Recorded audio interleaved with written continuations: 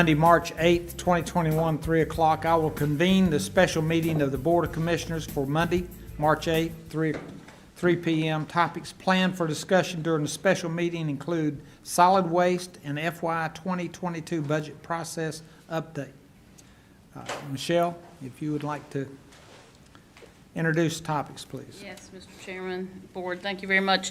This afternoon, as Chairman Helms just mentioned, you're going to get a presentation on solid waste and a budget overview. With solid waste, you're going to have Jeff Caton, our General Services Director, and Ron Gilkerson, our Solid Waste Director. Ron will be with you virtually, so you will see him virtually, who will give you a presentation on our solid waste division and some key decision points that the Board is going to be asked to take over the next couple of meetings, so no action requested for this item today. And then Blake is going to give you a high-level budget update on where we are in the budget process. I do want to mention that I just sent to each of you before I came downstairs a monthly budget report that I'd like for you to take a look at. We'd had a request to have the board members receive a more comprehensive budget reporting process as we go through our annual spend every year on a monthly basis. So I've sent you a sample from December that if we can get some feedback, we'd like to start sending that to you on a monthly basis. So if you can take a look at that when you get a chance. And additionally, in Blake's presentation today, you're going to see kind of high level what our departments have asked for in terms of their budget submissions. So this doesn't give you extensive detail. The management team has still not had a chance to go through those requests, but we wanted you to see kind of big picture where folks are coming in at, and then as we do more work on developing the manager's recommended budget at future workshops, you'll get a little more detail on what those asks look like and where we think the manager is probably gonna agree and put things forward in the manager's recommendation.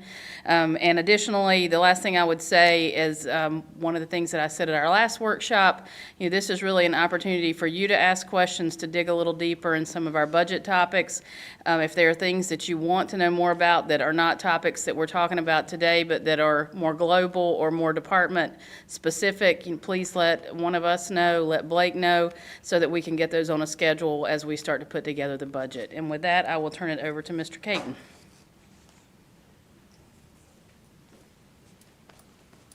Thank you, Michelle.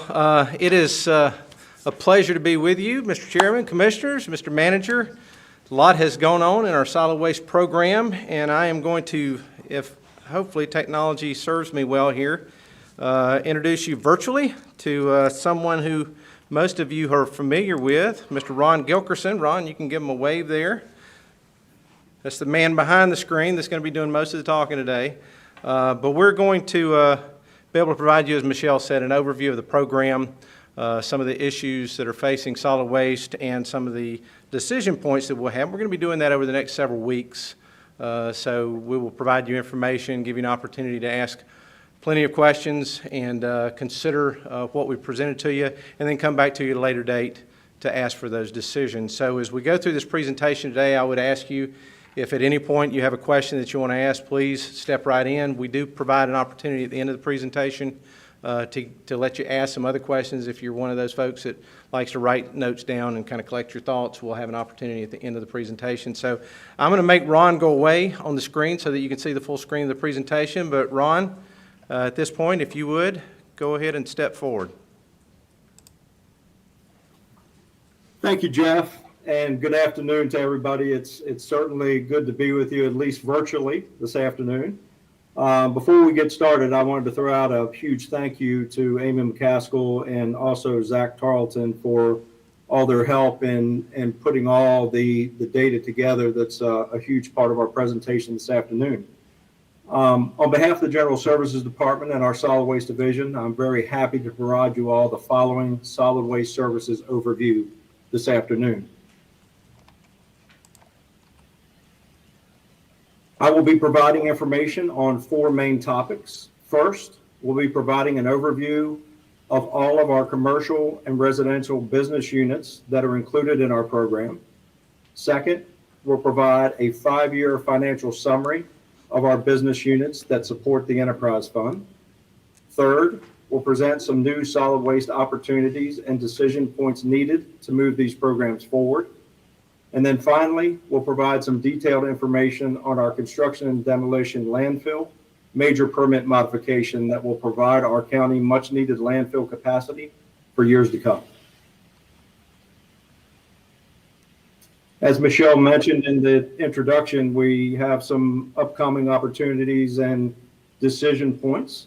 Our number one goal this afternoon is to provide you all detailed information on the need to submit a major permit modification to the state to increase our limited capacity at our C&D landfill.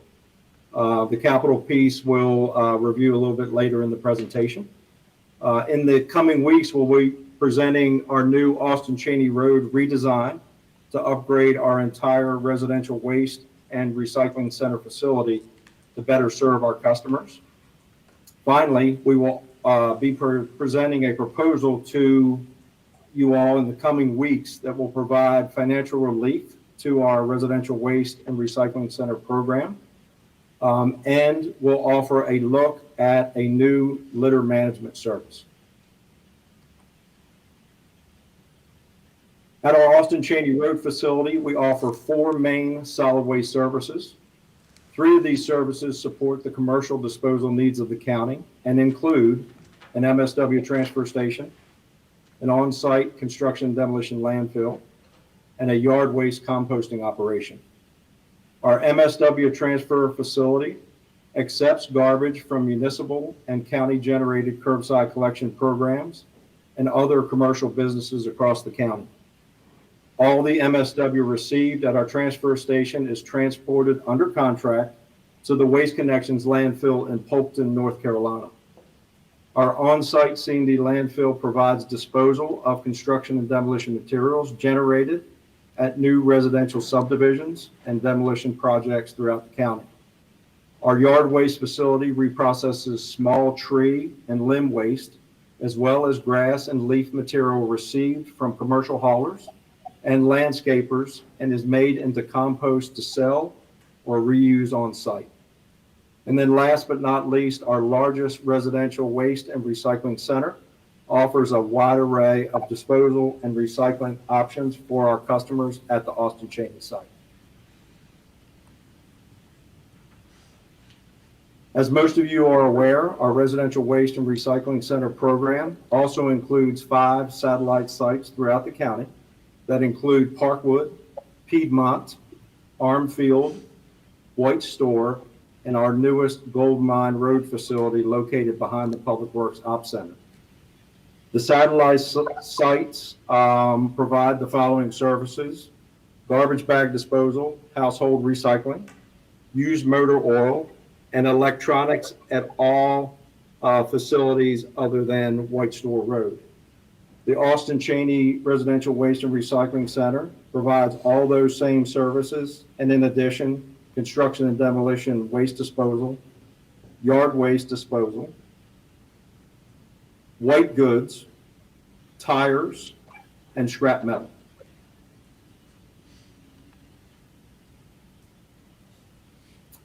As a management tool, I review a lot of solid waste data, and in this slide, we have provided a comparison of each of our business units for the first 6 months of FY20 versus the first 6 months of FY21.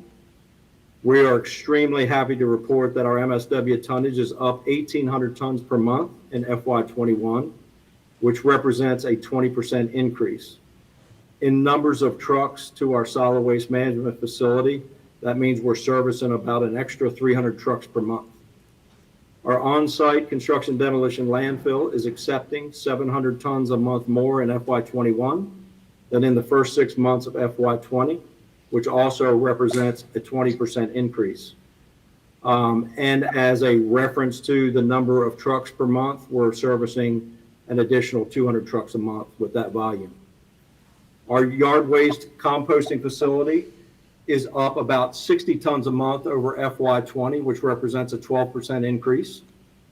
Our 5 satellite residential waste and recycling center sites are experiencing a 5% increase in garbage bag tonnage, and our commingled recycling program volume is up approximately 10%. I think at this juncture, I would like to just throw out a huge thank you on the commercial side of our business to our landfill superintendent, Chris Medlin, Tyler Stutz, our assistant superintendent, Bailey Simpson, our crew leader, and our whole entire solid waste management team for going the extra mile to manage this significant commercial volume increase with the same amount of equipment and the same amount of manpower. And there's been some late evenings pushing a lot of material into trucks to manage the significant volume increase. In the financial overview section of the presentation, we're going to review our annual tonnage and revenue for each of the business units for the last 5 years. As we look at our annual volume for MSW represented in blue, we have experienced about 40% increase over the last 5 years from around 80,000 tons of waste in FY16 to a little over 113,000 tons in FY20. We have almost doubled our C&D tonnage represented here on the graph in orange from 24,000 tons in FY16 to a little over 44,000 tons in FY20. Likewise, for the yard waste represented in gray, we have almost doubled our volume from around 3,600 tons in FY16 to a little over 6,900 tons in FY20. The growth of this program is attributed to two things, in my opinion. One, great customer service, and two, the tier rate structure that you all helped us with back in 2015, 2016, that provides tonnage discounts to our commercial customers for additional volume.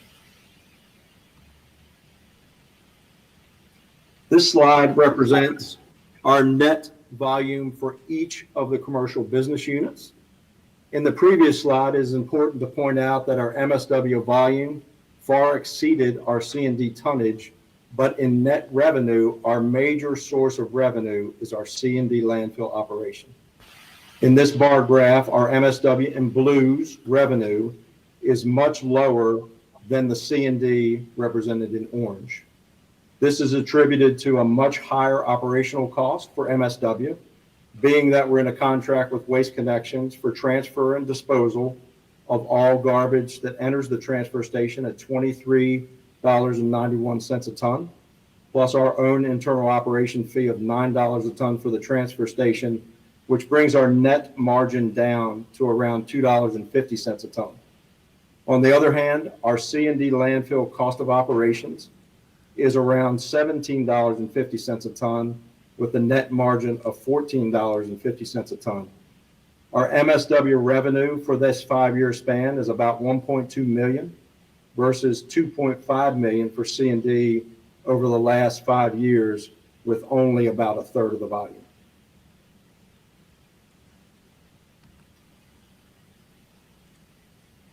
This next slide provides a financial overview of our residential waste and recycling center program. As you can see, the blue bar represents total program revenue and the orange represents our total program operating cost. Over the last 5 years, we have been losing between $200,000 and $350,000 per year, which is not unlike other residential convenience center programs throughout the state, which also tend to lose money. The simple reasons are these types of programs carry the costs of free recycling in a declining market. These sites typically include high labor costs to staff multi-service centers. They usually carry a significant capital need for a growing volume, especially with recycling. And there are less subsidies from state agencies than there were a few years back. As we continue to operate as an enterprise fund, we must rely on our revenue to support our growing program. As we look at the viability of our program, we thought it was important to provide a quick review of our fund balance. We currently have 3 funds as highlighted on the graph. The blue represents a cumulative operating fund balance that is used for capital purchases, such as equipment and infrastructure needs. The orange represents a restricted capital reserve fund of approximately $5 million. That is a set aside for our landfill closure, post-closure costs as required by the state. The gray represents an unrestricted fund balance of approximately $1.5 million that can be used for other capital or operational needs with our request and your approval.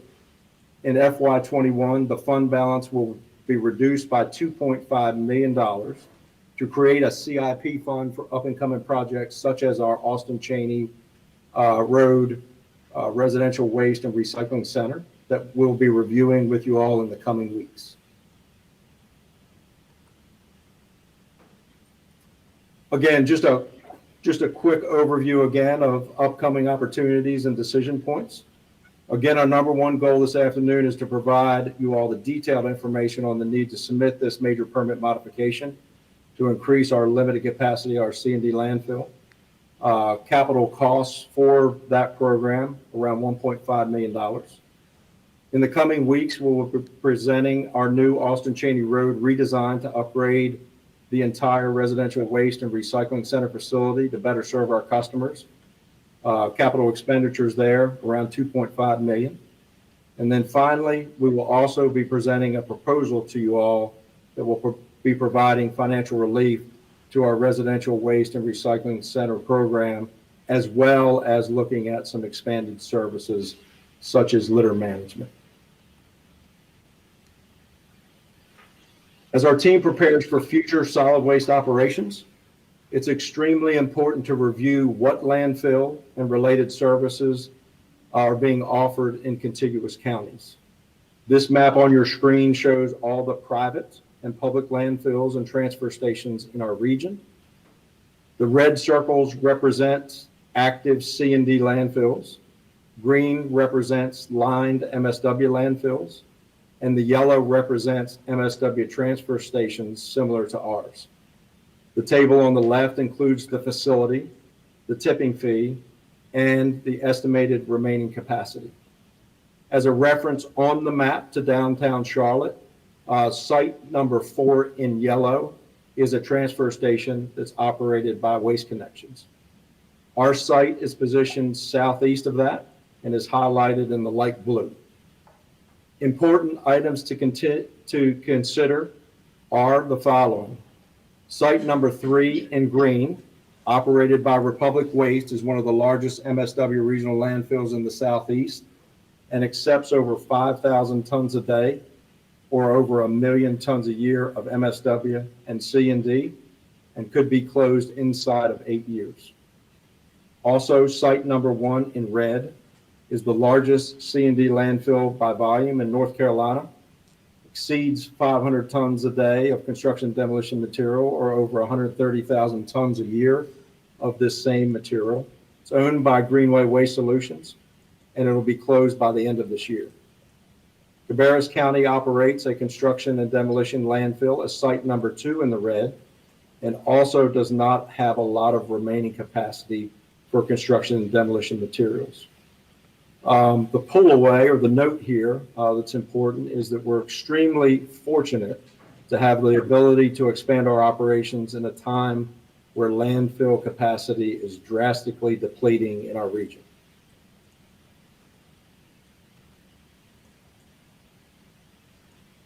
This aerial map represents our active construction and demolition landfill that has been operational since January of 1998. Prior to that, Union County operated the facility as an unlined MSW landfill since taking it over in 1972. Given our current landfill footprint, which is basically represented by the bold topo lines close to the center of your screen, has a remaining capacity of approximately 3 years in this 25-acre footprint.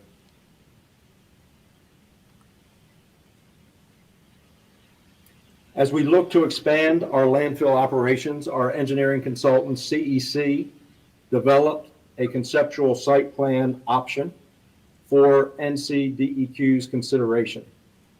During the preliminary discussions with the state, we are very happy to report that the state gave us the green light to pursue a permit modification at our facility.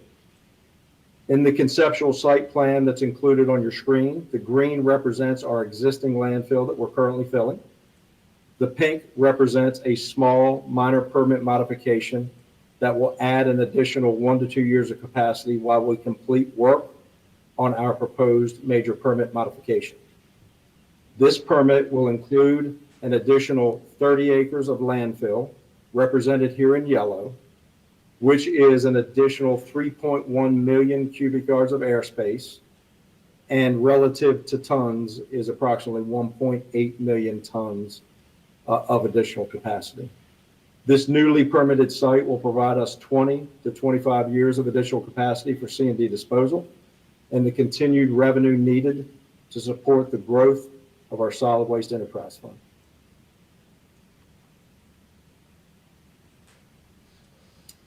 This slide represents the state regulatory requirements for local government approval, which is needed for our major permit modification submittal.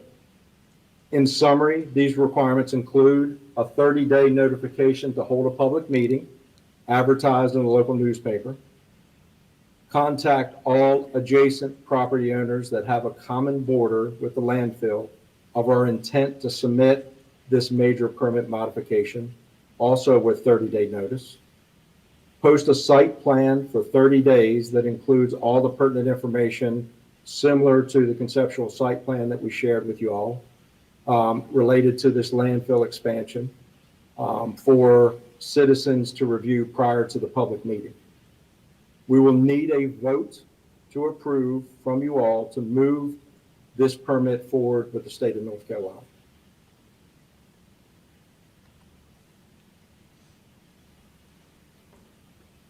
In kind of a represented timeline here, we're hopeful to be able to advertise for the public hearing in late March or early April and complete the public hearing process in May.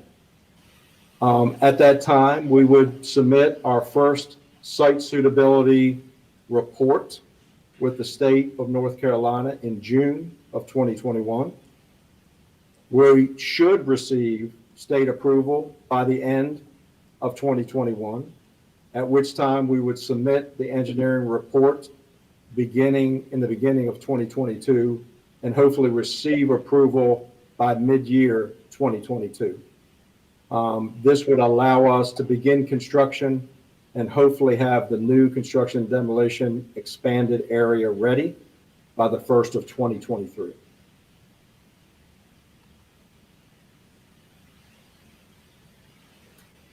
In my opinion, the solid waste business as a whole has never been a business that strives for customer service, but I am very proud of our team for going the extra mile to service our commercial customers.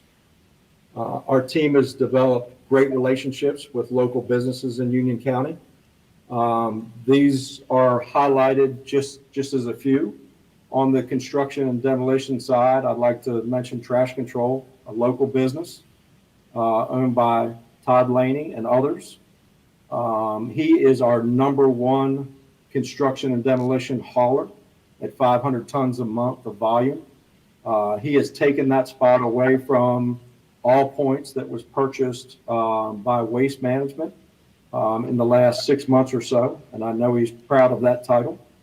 Markham Container Service, although their operating office is in Charlotte, Mark Stegall is a local business person, also owns Stegall Trucking in Union County, and they're our second largest hauler of construction and demolition materials.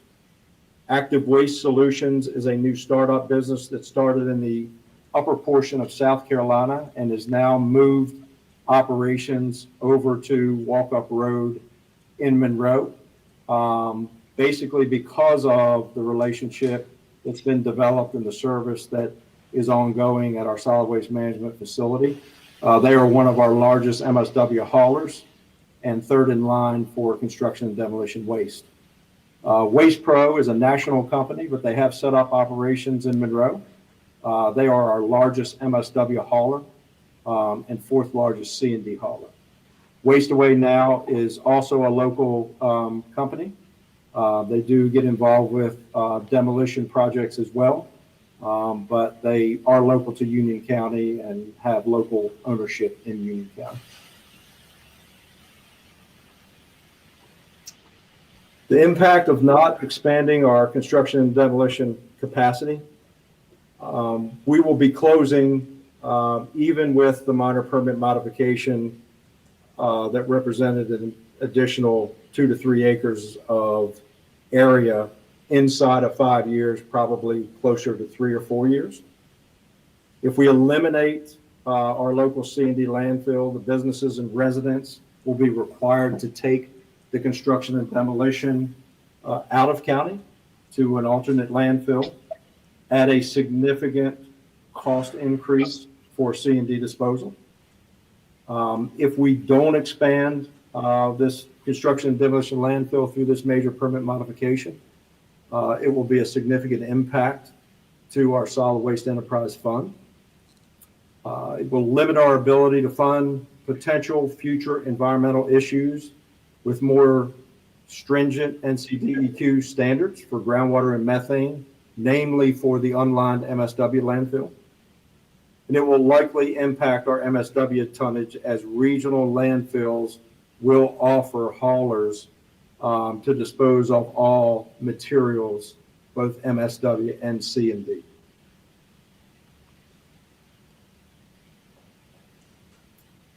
As we're looking at our up and coming opportunities and decision points, we wanted to at least share with you all our proposed schedule or preliminary schedule moving forward.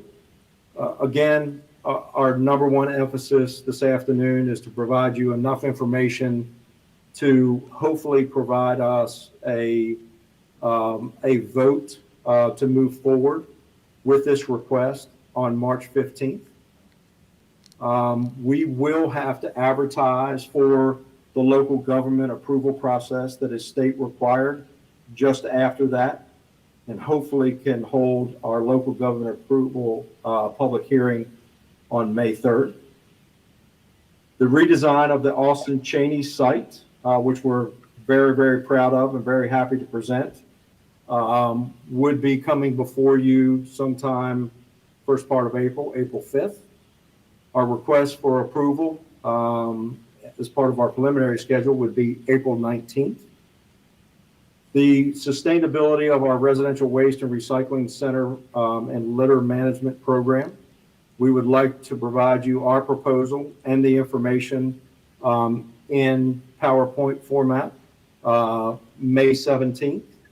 And we'd be hopeful that we could get approval from you all on June 7th, if not before. Again, this is a preliminary schedule. The most important item that we have this evening is our major permit modification and moving this long process forward with the state of North Carolina to achieve this landfill capacity expansion. So, that's a lot of information. That's a lot of information. I appreciate everybody's time. I'm wide open for questions or discussion if you all have any. Yes, sir. Mr. Chairman. Yes, I assume that the $2.5 million does not include the 1.5 for C&D. So No, it's a sir. net $4 million. It's a separate, yes, sir, separate project. Yes, sir. Commissioner Simpson? Just curious, does Polkton take C&D? Polkton does take C&D and MSW. Yes, sir. And just to add to that as well, they also operate a MSW and C&D transfer station over near the airport in Monroe, which they take their own curbside collected garbage and MSW and other construction demolition through that transfer station and onto their landfill in Polkton. Ms. Wright? Mr. Caton, I may be confused here, but this morning at the agenda meeting, did I hear that really y'all just want to ask permission to proceed with asking to expand the landfill March 15th? Yes, sir. Our goal today is to provide you the information necessary. We've placed on the agenda for next week the request for moving forward with the major modification permit process, which would include, as Ron mentioned, the local government approval that's required by DHEC in order to be able to continue through that process. Well, what I was thinking, we all know that C and D is the, it's helping us operate a landfill. Yes, sir. Is there anything that we will learn between now and next Monday that should prevent us from not voting on it today to go ahead and let y'all start that process? I- No, sir. We just didn't want you to feel like we were boxing you in a corner.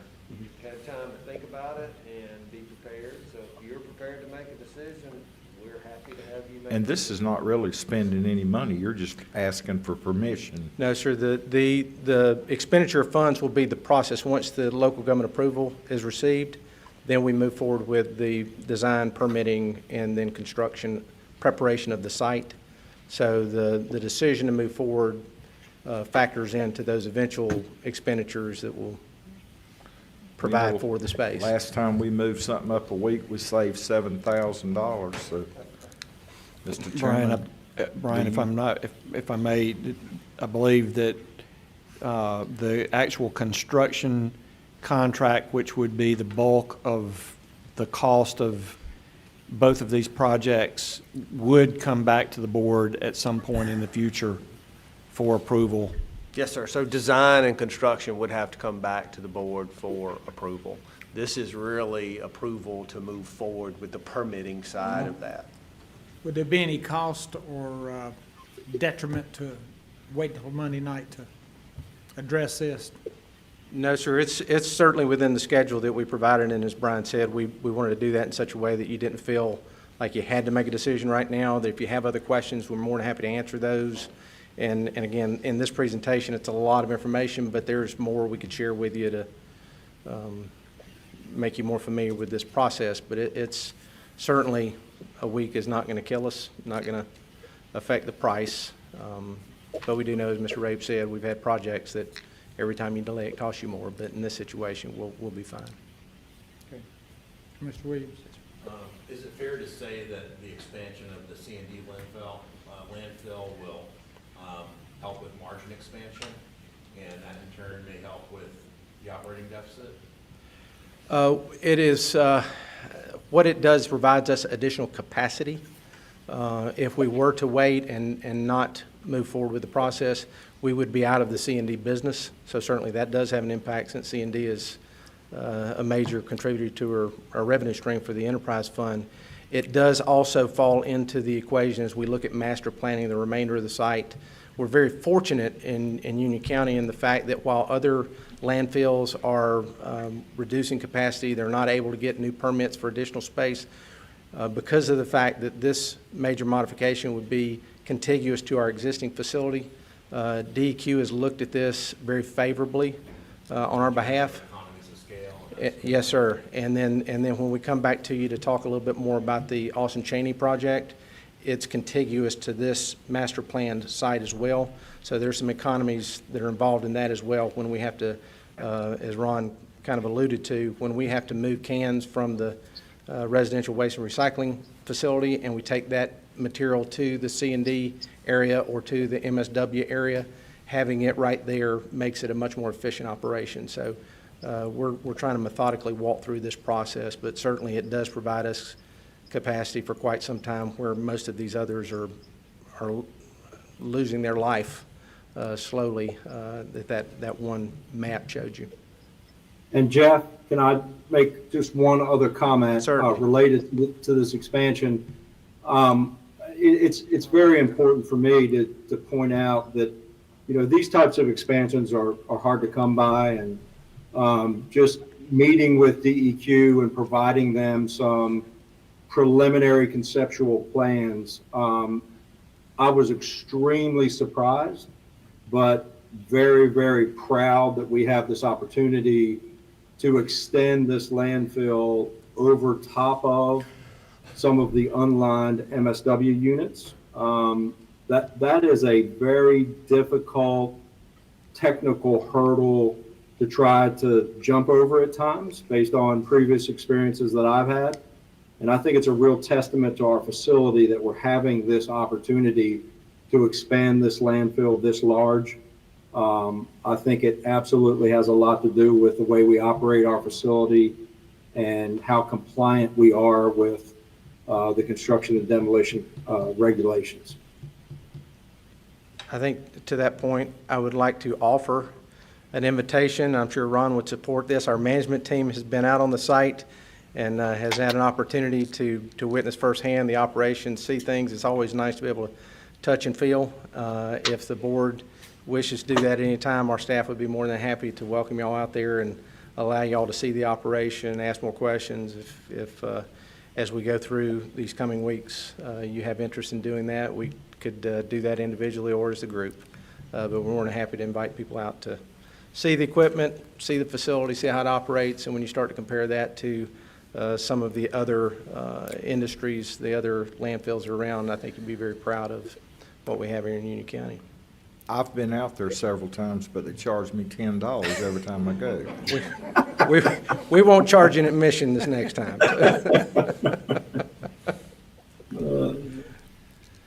So it's fair, That's true. so you can't bring your truck loaded when you go to this.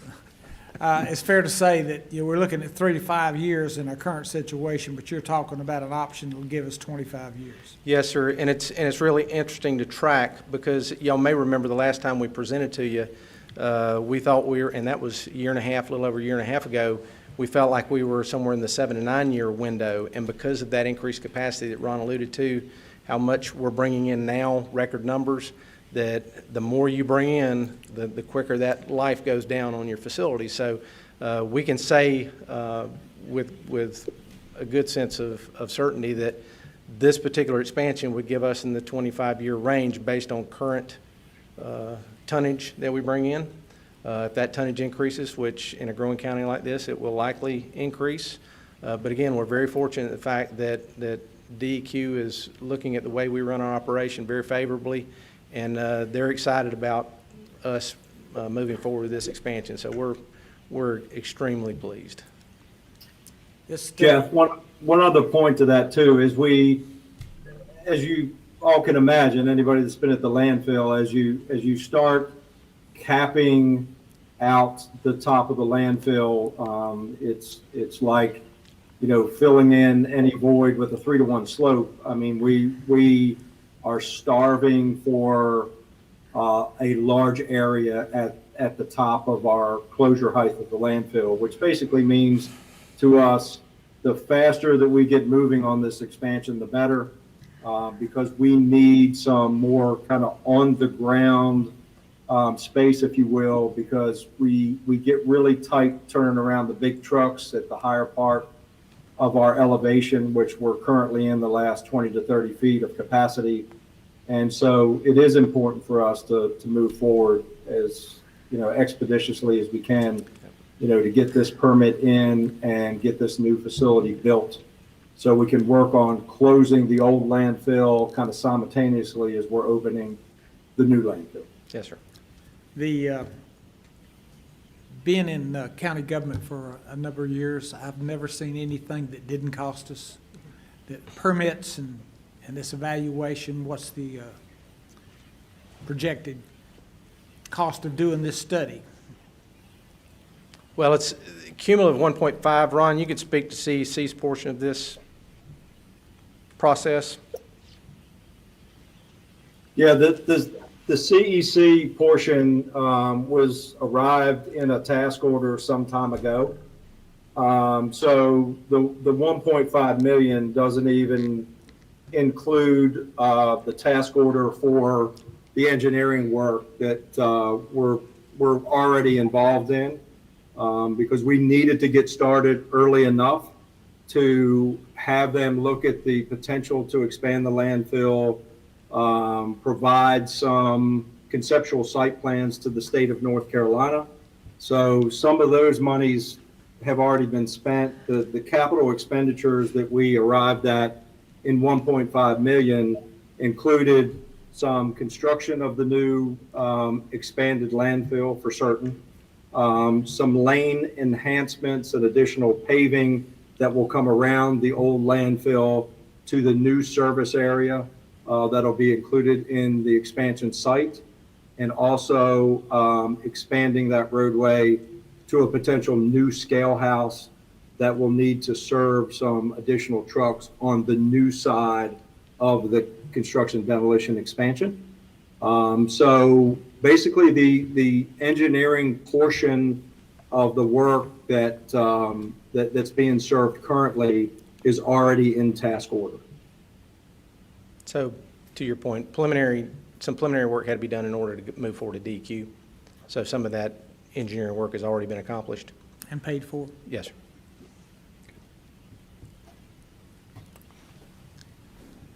Is the next step really just a kick in the tires and test drive with DEQ? I mean, we're not spending any money, right? No, sir, they're on board. Our next process is simply movement toward that local government approval process that's required in order us to move forward with DEQ. And that's a matter of submitting what you've already done Yes, to sir. DEQ. Yes, sir. I do want to point out, though, and don't want to misunderstand, once we get that, there are then engineering reports that we will have to submit, and those will likely have some cost. And they're kind of wrapped up into that 1.5 million that you see. But in order to start, we have to have the public hearing, we have to start that process. They have to go through that before we can even submit. So that's really what we're asking is, will you let us agree to start the public hearing process, submit what we have? We'll then have to submit the full engineering reports once we have that sort of approval from the state at that point. So there is a cost. It will come back to you, but this is to let us start the public part of the process.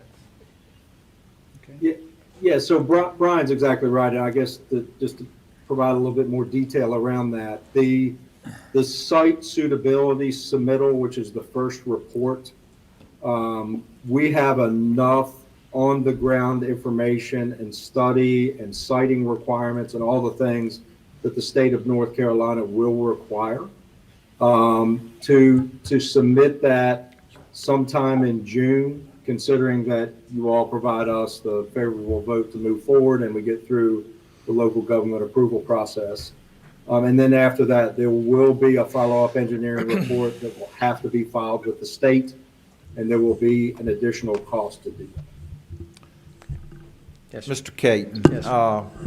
I would like to make a motion, and I believe our chairman's going to speak with council, that we go ahead and give you permission to talk to the local government, LGC. This is not spending any money. This is just advancing the process, because I heard Ron say sooner is better. So now, Mr. Long, I understand that, we initially said this was going to be an information only. Is there any problems with taking that vote? Okay, fine. Okay, we have a motion on the floor. Any discussion? Can I just get a better understanding of what specifically we're agreeing to? Are we,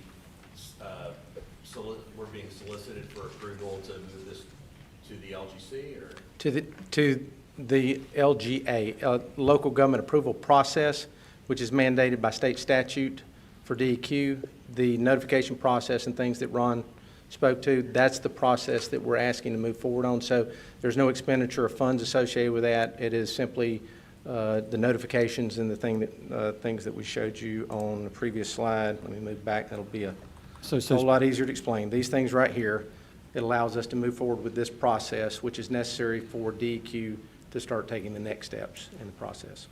and we do already own the land that Oh, this yes, sir. expansion Yes, sir. will be on. Yes, sir. Do you anticipate any kind of condemnation or anything like that? No, sir. This is all within the confines of our boundaries. I don't have a problem with it. Okay. Any further discussion? All in favor? Aye. Thank you all very much. We'll get moving. Monday night, you can give us a update on how much progress you made. All right? Yeah. I hope we can surprise you. I'd like to say thank you to the board for that consideration and allowing staff to move forward on an earlier time schedule. It's very much appreciated. My old grandfather told me weight's what broke the wagon. It can do that. All right, thank y'all. You gotta know. what's gonna be put in it too.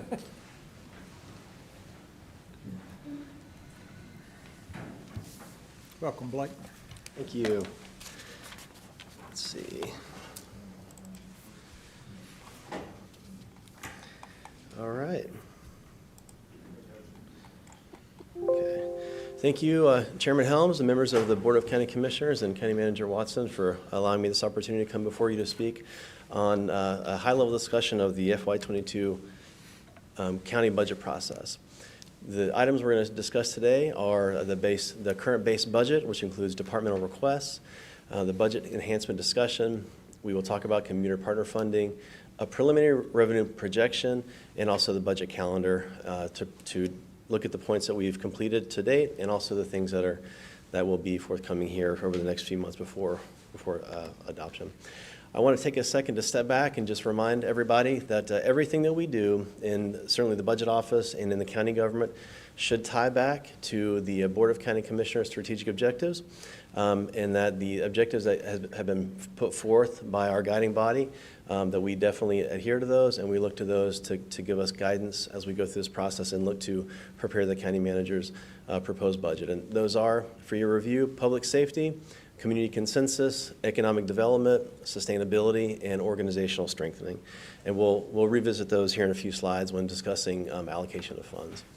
I also want to remind everyone that as part of the FY22 budget process, we will be using the core values that the county manager set forth in the FY20 budget again this year, and those are maintain fiscal discipline, invest in core services, and continue to build a strategic framework for internal business processes. So we're building upon the wonderful things we have here in the county to look forward to another great year.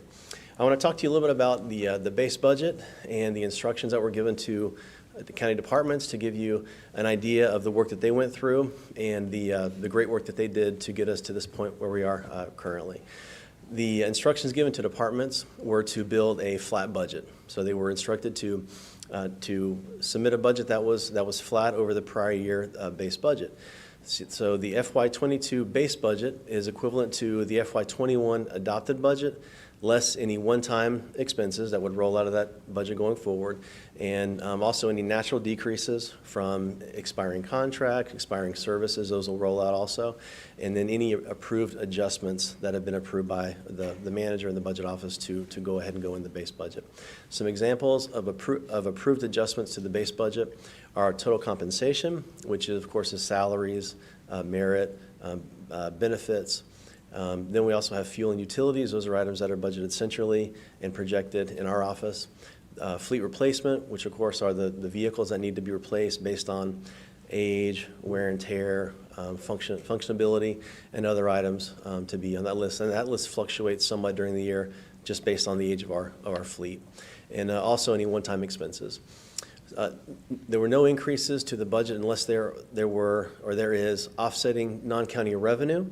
So that would be in the case of like our human services departments that have significant revenue opportunities from the state or federal government. If they had an expense that was directly related to a known increase in revenue, then they were okay to go ahead and put that expense in because it would offset with the revenue, and the net impact to the county dollar was zero, so it was offset by revenue. We have a few instances of that. Also, if there were efficiency savings, if a department was able to reduce in one area and then add back to another area, of course, that also is a net zero impact to the county dollar or county expense budget, so that was okay. Or if they wanted to reprioritize services from one area to another based on department priority, based on service demand, based on efficiency, they had flexibility to make those realignments as well. And I'm happy to report, and I'd like to give my thanks to all of our great county department directors and their staff in building their budgets to this point and adhering to the instructions given to them and all the work that goes along with that. That's a 2-month process they go through, and I know a lot of time and effort is put in that, so I appreciate that. But departments successfully submitted their flat-based budgets, and as well as the 3% potential manager's holdback that we talked about last month when we discussed this. That the manager required departments to submit 3% of their operating budget as a potential holdback if it were to be necessary. Hopefully it won't be, but we would have that just in case we needed to make some additional reductions to balance the budget. So we have those in a lockbox, and we're not going to look at them unless we need them. But everyone did submit those. I want to give you an idea of where we are once we have those department recommendations or department requests into the base budget. The increase to the FY22 base budget, which includes departmental requests, is about 4.43% above the FY21 base budget. That's equivalent to about $7.8 million. Now, that's not a final number by any means. That's just where we are currently. The county manager will be making lots of changes to clean this up, to make increases here, decreases there, to get to his final proposal. That's just where we are as of today. So don't focus on that too much. To give you some context, the average annual general fund increase to the general fund, if you go back 5 to 7 years, is between 2% and 5% roughly each year. So the fact that we're about 4.5% now is not alarming. It's a little on the upper end a little bit, but if you consider also that the next bullet in FY21, because we were on the front end of the pandemic, the adopted budget only grew 1% in FY21 as compared to FY20. And so in my mind, what that translates to me is that there was quite a bit of a pent-up demand from departments to make requests that were not able to be funded in FY21, or they held back because they knew the situation was, we were using an extra measure of conservation or of care to not grow the budget in FY21 because of the uncertainties around the pandemic. Then let's see. So we're looking at, so the increase now is about $7.8 million, and the list of the general fund budget, operating budget drivers, is what gets us to that 7.8 roughly. So if you think back to the adoption of the FY21 budget, one of the measures that the county manager took in the early stages of the pandemic were to freeze any vacant positions. So positions were frozen from April of last year until through the end of FY20, and then continued to be frozen through this past December. So through the first 6 months of this fiscal year. So in FY22, those positions have now been unfrozen, and I know departments are really happy to be able to post and fill those positions, but we're going to have to drop those back in the FY22 budget fully funded. So annualizing those salaries is a direct increase of about $1.1 million to the FY22 budget. So that savings that we realized in 21 by holding those frozen, we have to come back and pay for it in 22. Also, merit pay for county positions is about $3.2 million. Health and dental, you'll see an increase there of $4 million.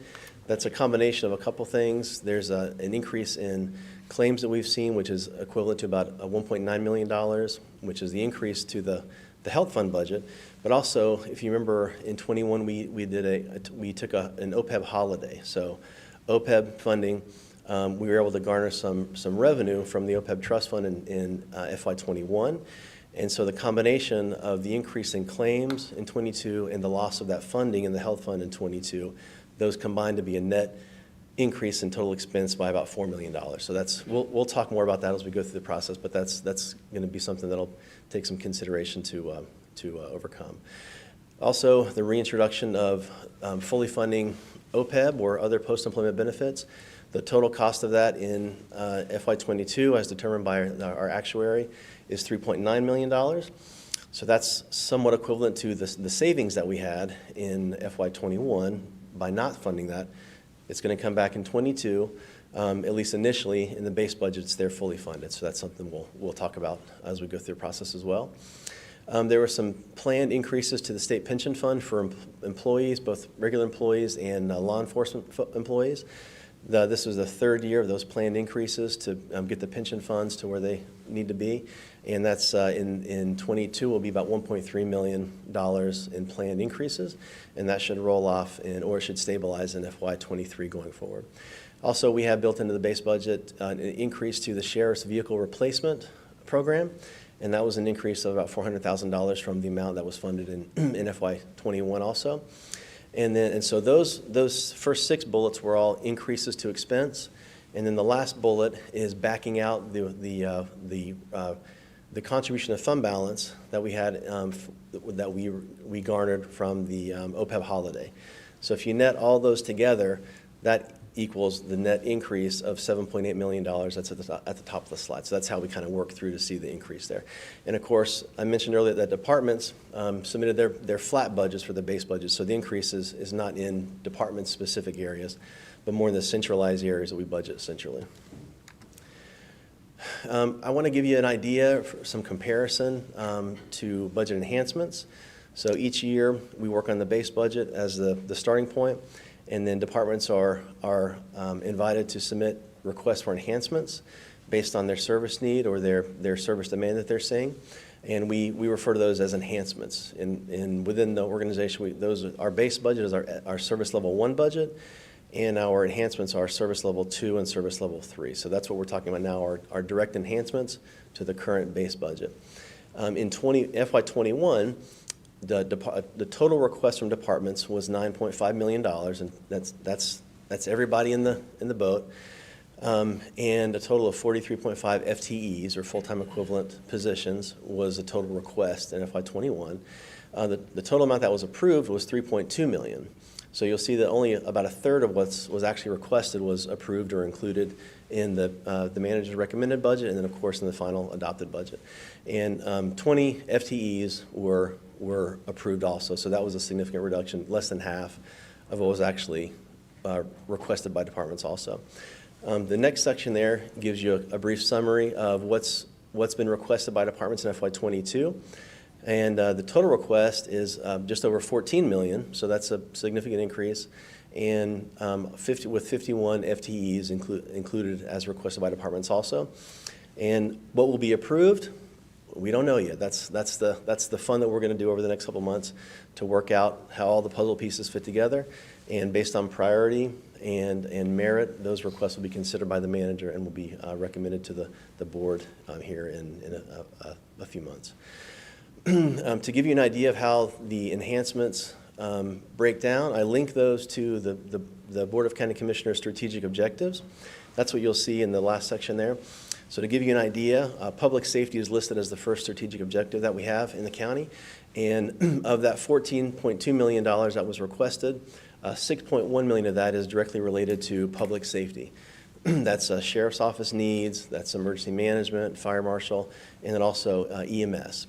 So we know that one of our great partners is EMS, Emergency Medical Services, and they give us a budget request each year, and that's considered and will be submitted as part of this process also. Community consensus is also one of our objectives.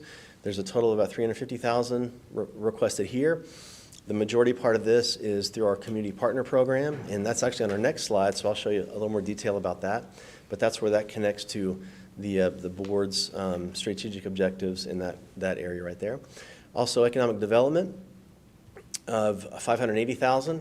That's linked directly to the request by SPCC. We know that SPCC is a very key partner that we have to prepare our local workforce to be ready for the great jobs that we have from our local industry. So that's a key point to help drive our economic development activity here in the county.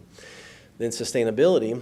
I want you to think back to when we were in the final adoption process for the FY21 budget, and we talked about the new facilities coming online or the cost to operate new facilities. The majority of the $1.8 million there for FY22 is the annualization of the buildings that opened up during FY21 or during this fiscal year and that will continue to be open going forward, which of course will be all of them, and then as well as the buildings that will be opening during FY22 at that point as well. So that's about $1.4 million of that 1.8. And so just to give you some brief context, in FY21, we included about $800,000 in the operating budget just to open those new facilities and keep the doors open, and I believe there were a few staff members added to maintain those facilities as well. So in FY22, about $1.4 million of that 1.8 will be dedicated to opening those new facilities. And then the projection or the the plan to continue that in '23 is about $1.6 million. So that's about $4 million over 3 years to open the new facilities, staff them appropriately, and keep them open, keep them ongoing the way that we should. So we talked about that during the budget process last year and kind of linked that to debt service, because oftentimes when we build new buildings or new building projects, we'll issue debt. That debt will turn into debt service, and we'll calculate the increase in that debt service required to build those buildings, and we'll calculate that to the needed increase in tax rate to build those buildings. But we don't do a great job of connecting the dots to what happens a year, 2, 3 years later when we borrow the money, we get the project approved, we borrow the money, we issue the debt, then we start building buildings, then the buildings come online a few years later, and to operate them, that funding comes out of the county's general fund. And if we don't plan for that, then that can eat away at or cannibalize the county's general fund and take away from available capacity to grow services as they currently are. So I wanted to point that out, so as we go forward in the budget process, that'll be a key point that we bring up, or a theme that we refer to make sure that we properly account for it now and going forward. Also, organizational strengthening, that's where you're going to see the majority of the departmental requests for positions or increasing expense needed to serve customers within the county. And that's where you'll see that, and we'll get a more of a breakdown of that as we go forward through the process also. Yeah, sure. I know in past years, we've taken a look at FTEs relative to Columbus population, trying to keep a lean workforce. In other words, is that 51, are we easing up, or is it within line of what we've been doing? I didn't include that slide in this presentation, but I'll definitely, the next time, I'll share that with you. But if I remember correctly, the way that we termed that was we were looking at it going back to the Great Recession back in 2008, 9, and 10. And if you looked at the FTE by population, of course it decreased quite a bit, because as an organization we had to let go quite a few staff members. And so the ratio was low for several years, I think until FY15 is when we finally caught up. Maybe it was FY18, until we finally caught up to have the same ratio of employees to population from 2009. And so once we got back to FY 2021, we were just about the same amount as we were in FY 09 or FY 08. So it was 50 positions in a year is quite a bit, but since our population has been growing at a pretty good rate also, it balanced out more or less. But I'll bring that to you at our next presentation for sure to consider. Yeah, great. This slide is I mentioned that our bullet for community consensus linked to our community partner program. This is the request of all of the organizations that have requested funding through the community partner program. And you'll see on the left of the table the organization name, and then you'll see just to the right of that the status, whether it's an organization that is an existing partner with us, or if they are a new request who is requesting funding for the first time with us. And you can go across and see what a summary of what the program is that they're requesting funding for, and then you can see what the amount is that they requested or they received in FY21, and then in FY22 if they're requesting an increase in funding, or if it's a new organization, of course their number was 0 last year, and they're requesting new funding in '22. And if you go to the second column, the FY22 increase, and go to the very bottom, you'll see that the increase, that's the cumulative increase, is $298,000, and that's on a base of $313,000 from the year before. So that's a significant increase. Now again, this is not a final recommendation. Of course, this is the first request. So this is being considered currently by the county manager and the executive staff, and it's actually all of the requests were approved by a subset of department directors that are in this sphere. and they've given us an initial ranking of the effectiveness and efficiency of these organizations based on their review. And so that's a bit of an indicator. Yeah. And I'm looking at some of these and just wondering if maybe some of our federal monies coming in for COVID relief may be able to be applicable to some of these, like community health services, for example. People are losing their jobs, losing their insurance, things like that through COVID. Would we be able to use some funding to offset, maybe to help these organizations?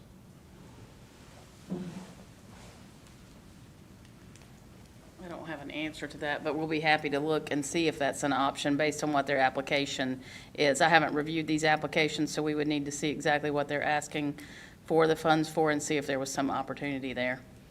Because I just see that being a possible offset if that's what that funding is for. Maybe instead of finding places to spend it, maybe we meet some requests that are, Potentially, yeah, we'll take a look at that.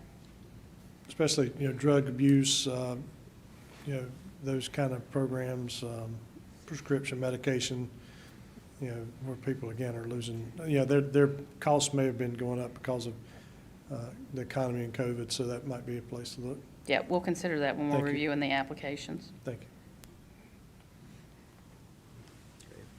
Thank you. Great comment. Question before you get further. Sure. On the increases that were requested by some of the existing ones, is there documentation to explain the need for the increase?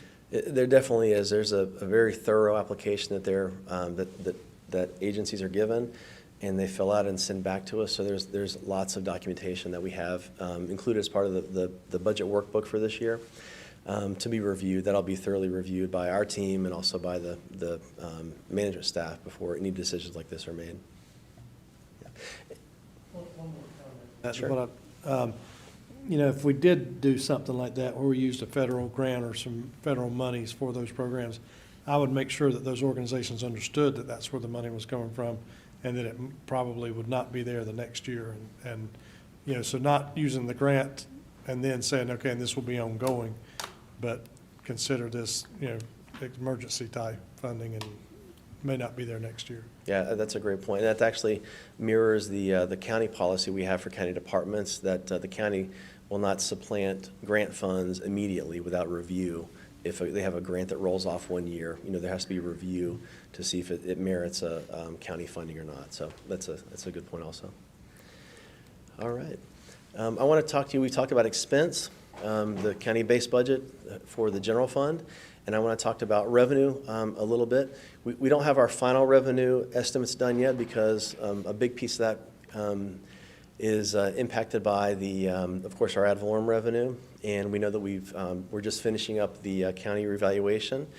And so one of the things that we'll be working on now will be taking the revaluation and determining the new value of a penny, and then using that information to develop a revenue-neutral tax rate to share with you so you can see. Of course, that's by statute. We share that with the board and with the community so they can know if there was no revaluation but just a normal amount of growth in the year, what would the ad valorem revenue amount be without that revaluation. And so that's a key piece of information that I'll be sharing with you.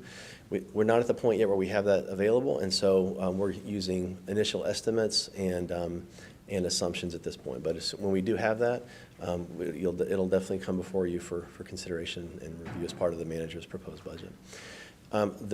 The beginning number, our base number, and this is the same as what I shared with you last time, is I'm using a base growth of 3%, which is a little bit lower than we've used over the past few years. We've used 3.2% 2 years ago, and I believe 3.1% in the FY21 budget.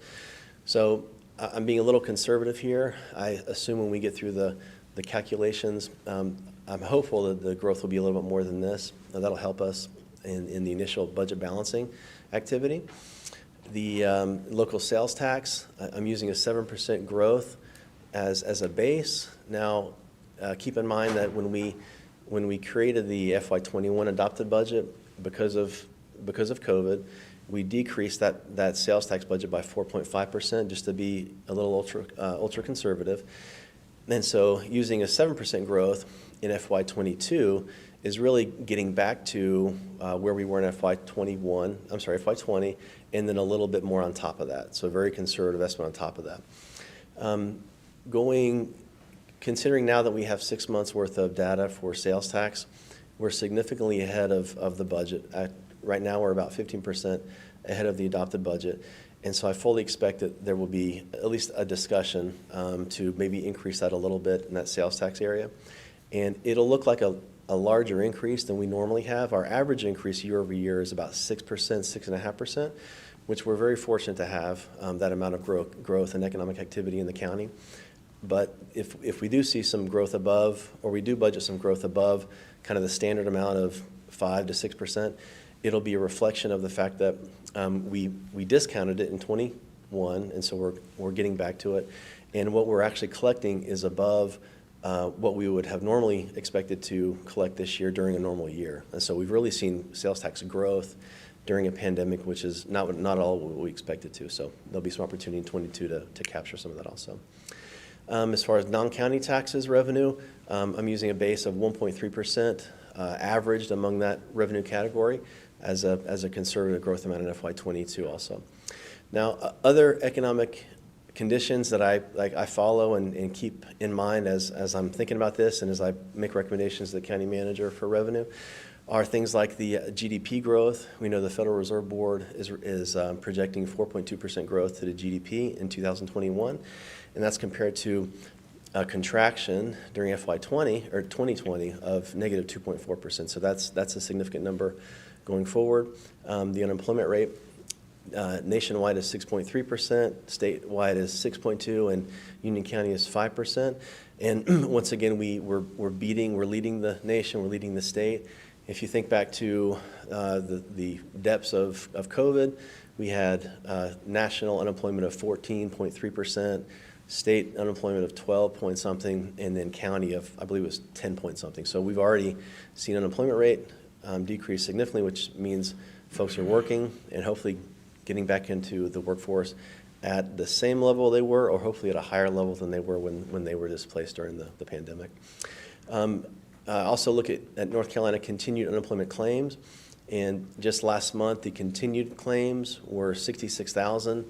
That was compared to a high in May of 619,000, and that was the first stages of the pandemic. So the continued unemployment claims are 1/10 more or less of what they were in the initial stages of the pandemic.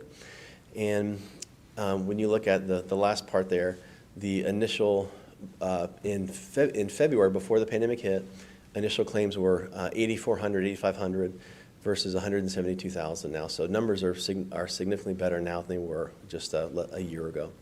Also, the Dow Jones, as of today before lunch, it was creeping up to 32,000.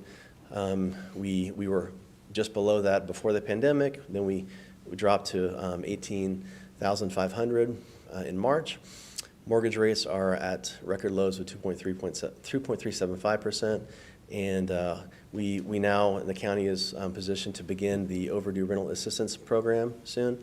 I believe there's $7 million or so that we'll be distributing to folks in need. That should help significantly for landlords that have been waiting on payments for quite a while.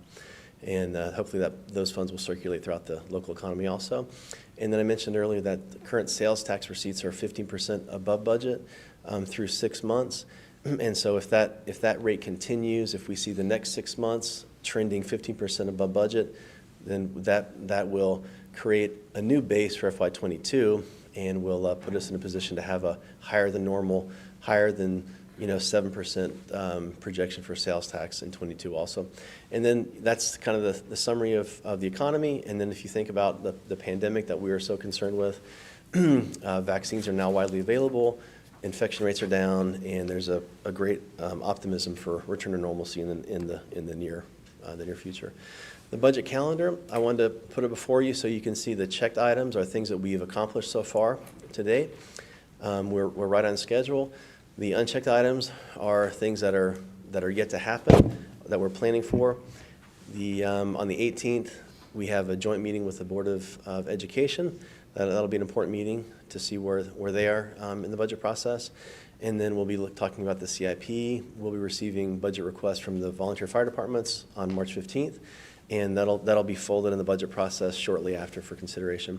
And then we have a few more budget work sessions on the calendar also, working towards the manager's proposed budget and then the adopted budget, which those dates are a bit optimistic, so they'll likely change as we go through the process, but they're on the calendar there in that time range for your review. That's all that I have. I'm happy to answer any questions or respond to anything you might have. Commissioner Yeah. Reeves? I know this is not your wheelhouse, but I still hear, not complaints, but people want a quicker turnaround time on perk permits, and I know we've had a very wet year, but anything that we could do there.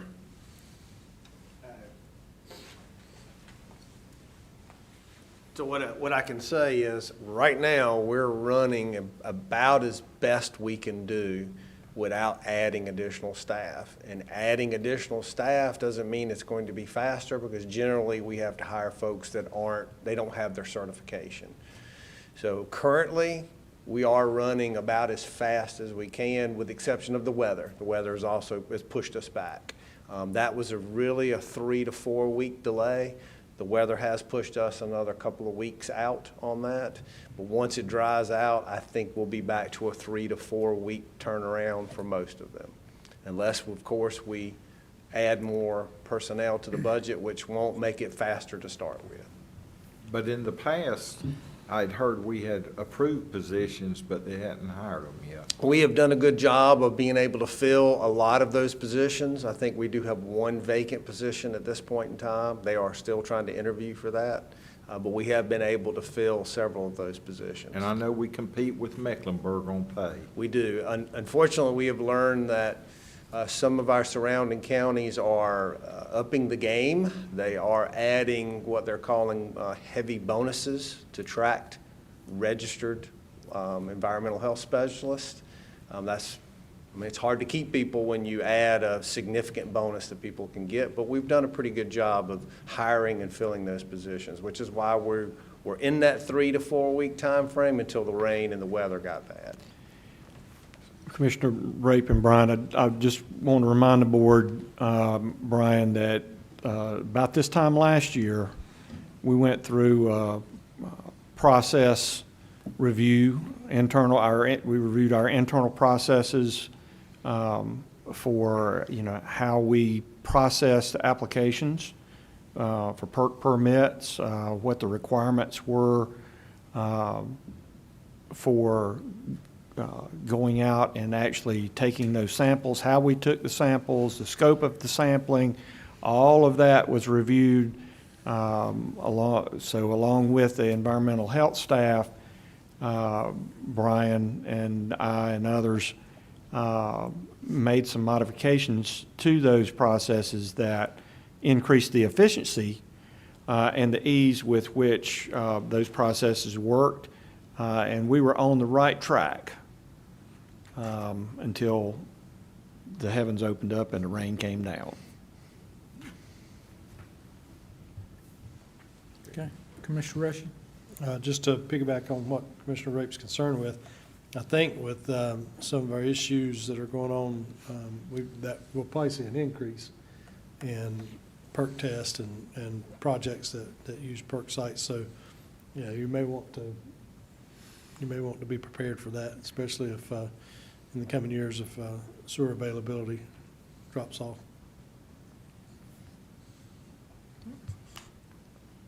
Commissioner Williams?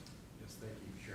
Chairman. In terms of the reintroduction of the OPEB funding, is that just reintroducing the regular stream of funding, or does that include like a catch-up Well, from the holiday from the Yeah. last fiscal year? that's a great question. What made it possible for us to skip a year was that we had contributed above the required amount for several years before that. And so, and Beverly might have more to say on this topic, but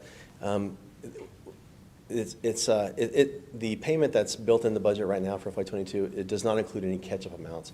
It's just the amount that the actuary has told us we need to include in '22. Okay, So. so just to return to kind of the regular funding stream, pretty much? Yeah, that's fully funded for '22. Okay, thank you. Yep. All right, Thank you, sir. thank you.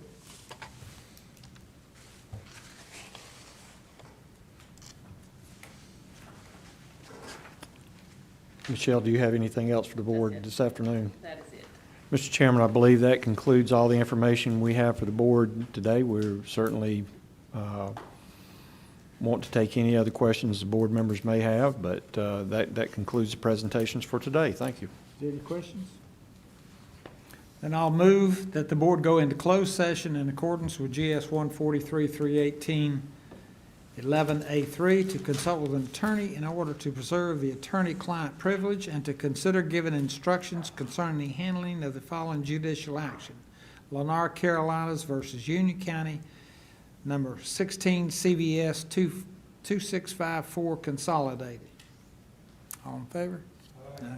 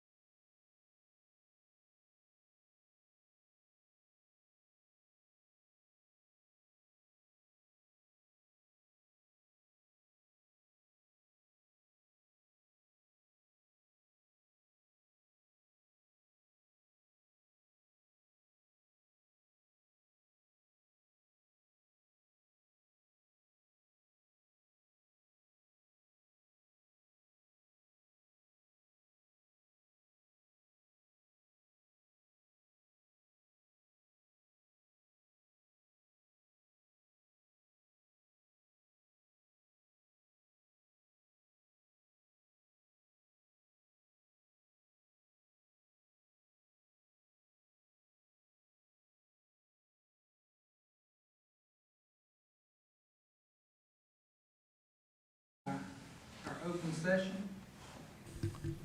Mr. Chairman, I would like to amend the agenda to add a motion to, one, approve a budget amendment number 37, two, to authorize the county manager to negotiate and execute a settlement agreements with all plaintiffs in the matter of Lennar, Carolinas versus Union County number 16-CVS-2654 consolidated, and a total amount not to exceed $3.5 million, the settlement. And number three, authorize the county manager to appropriate monies necessary to effectuate the settlement.